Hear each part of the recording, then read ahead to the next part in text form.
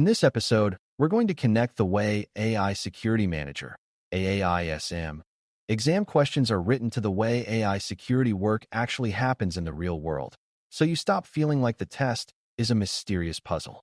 When people are new to cybersecurity, exams can feel unfair because the questions are not just asking what a word means, they are asking what you would do first, and what you would never skip.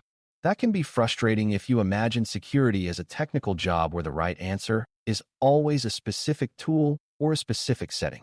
AAISM is different because it focuses on managing security for AI systems, which means decisions, accountability, evidence, and consistent routines matter as much as any technical control. By the end, you should be able to listen to a question, recognize the kind of work it represents, and predict what a strong answer will sound like before you even look at the options. Before we continue, a quick note. This audio course is a companion to our course companion books. The first book is about the exam and provides detailed information on how to pass it best. The second book is a Kindle-only ebook that contains 1,000 flashcards that can be used on your mobile device or Kindle. Check them both out at cyber.author.me in the Bare Metal Study Guide series. A helpful way to think about exam questions is that they are tiny stories about work tasks, and the answer choices are different ways of behaving inside that story. Some choices act like a responsible manager who keeps things aligned, controlled, and provable, and some choices act like someone who either ignores risk, skips governance, or tries to solve everything with a single technical move. The exam is not trying to trick you for fun, but it is trying to see whether you can recognize what good security management looks like in a situation where AI creates new kinds of risk. In real life, security failures often happen because nobody owned the decision, nobody translated requirements into testable rules, or nobody gathered evidence until it was too late. So many questions are really testing whether you will build a chain of responsibility from business objective to security requirement to control to proof. If you can hear that chain in your head, your answer selection becomes much easier and far less stressful. One of the most common question styles maps to governance work, even if the question never uses the word governance. Governance shows up whenever the question is really asking who decides, who is accountable, and how decisions stay consistent over time. For example, a question might describe an organization adopting an AI tool across many teams, and it asks what should be established first. In real work, the first move is usually not to deploy controls randomly, but to define authority, roles, and routines so people know how to make decisions and how to escalate issues.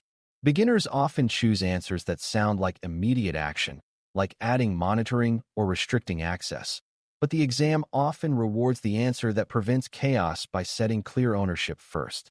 When you see a question where multiple teams are involved or the risk is shared, it is often pointing you toward a governance-first approach.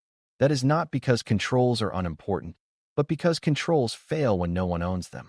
Another major style maps to turning requirements into practical security expectations, which is a fancy way of saying you take rules from outside and inside the organization and make them real.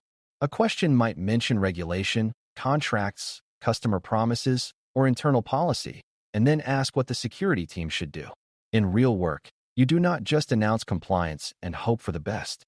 You translate requirements into specific, testable statements, like what data must be protected, what access must be limited, what logs must exist, and what reviews must happen. The exam often gives distractor answers that are vague, like saying you will ensure compliance or you will follow best practices, because those statements do not create proof. A good mapping here is to remember that regulators and customers do not accept intentions, they accept evidence.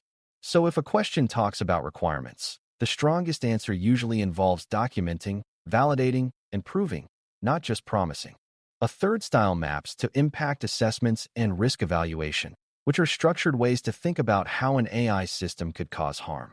In real work, you do not wait until after deployment to discover that outputs are biased, that sensitive data appears in responses, or that a vendor model changes behavior unexpectedly. You assess early, with scope, assumptions, evidence sources, and clear outputs that inform decisions. Questions in this category often describe a system being planned, piloted, or expanded, and they ask what is necessary before moving forward. Distractor answers may jump to technical protections without first deciding what needs protection and why. The exam wants you to treat assessment as a decision support tool, not a paperwork exercise. If you think of an impact assessment as the security team's way to say, here is what could go wrong and here is what must be true before we can safely proceed, you will choose more consistently correct answers. A fourth style maps to asset inventory and classification work, which beginners sometimes underestimate because it sounds boring. In real security programs, you cannot protect what you cannot name, and you cannot manage risk if you do not know where the system is, who uses it, what data it touches, and which models and dependencies make it run. AAI adds more moving parts, like prompts, model versions, training datasets, fine-tuning artifacts, and third-party services. Exam questions here might ask what should be created, updated, or maintained to support security decisions, and the right answer often involves inventory, classification, or governance checks. Distractor answers may focus on protecting one component while ignoring that you do not even know what components exist. A simple mapping rule is that inventory is the foundation for almost everything else, including access control, retention, monitoring, and evidence.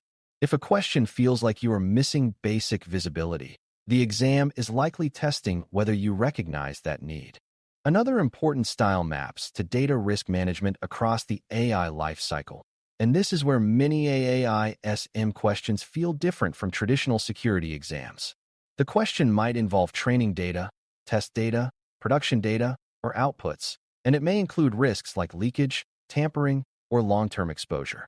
Real work here involves controlling who can access data, where it is stored, how it is labeled, how integrity is maintained, and when it is deleted. Beginners often treat data as a single bucket, but the exam wants you to recognize that data changes form across the life cycle, and each stage has different risks.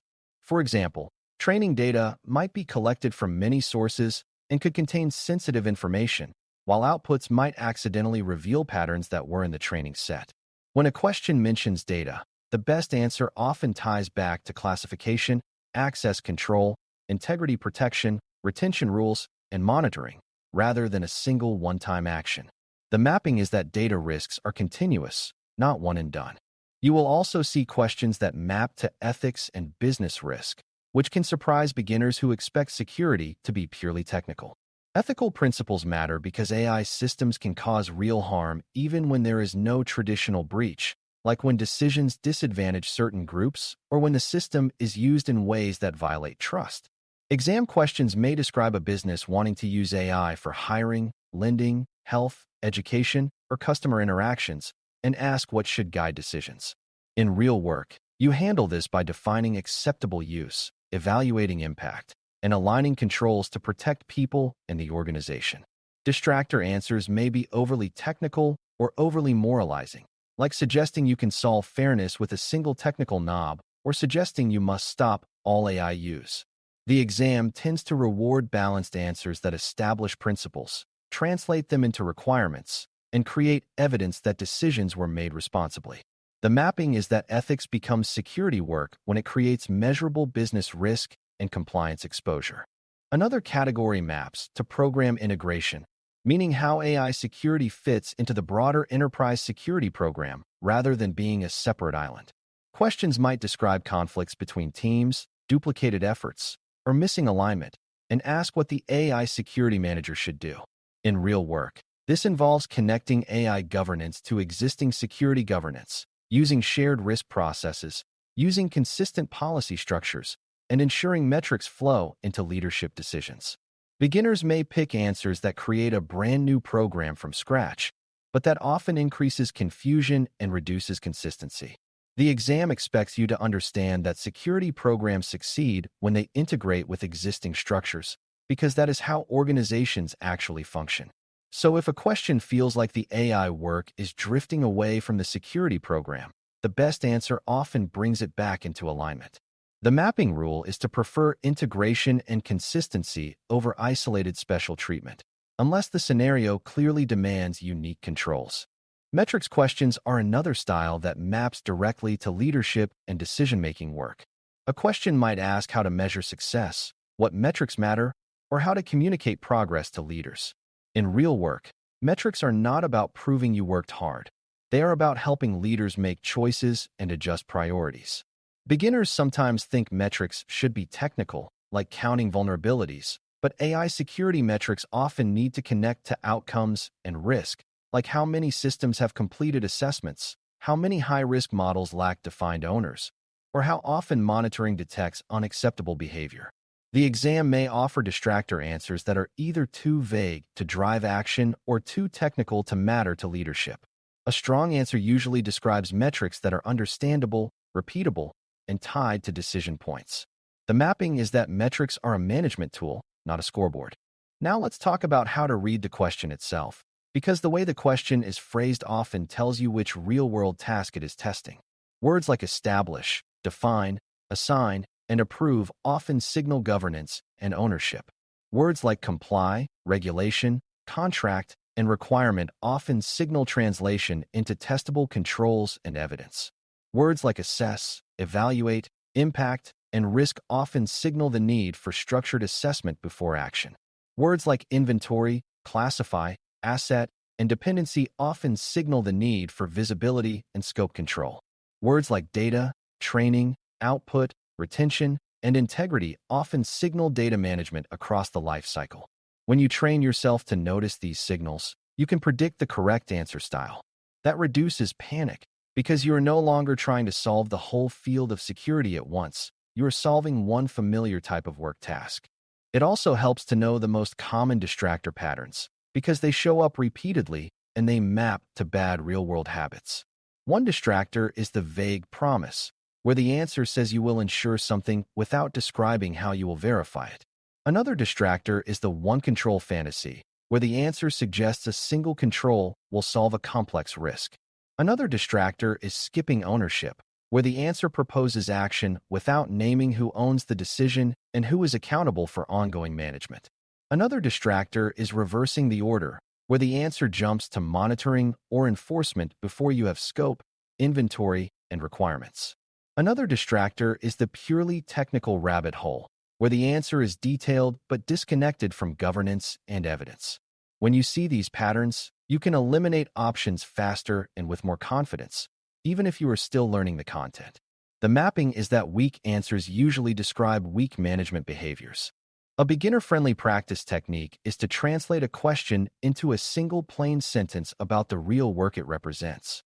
For example, if a question describes an AI tool being rolled out with unclear responsibilities, your translation might be that the organization needs clear owners and decision rights before expansion.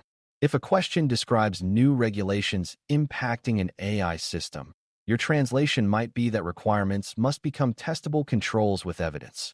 If a question describes concerns about biased outcomes, your translation might be that an impact assessment must define scope, evidence, and mitigation before the system is trusted.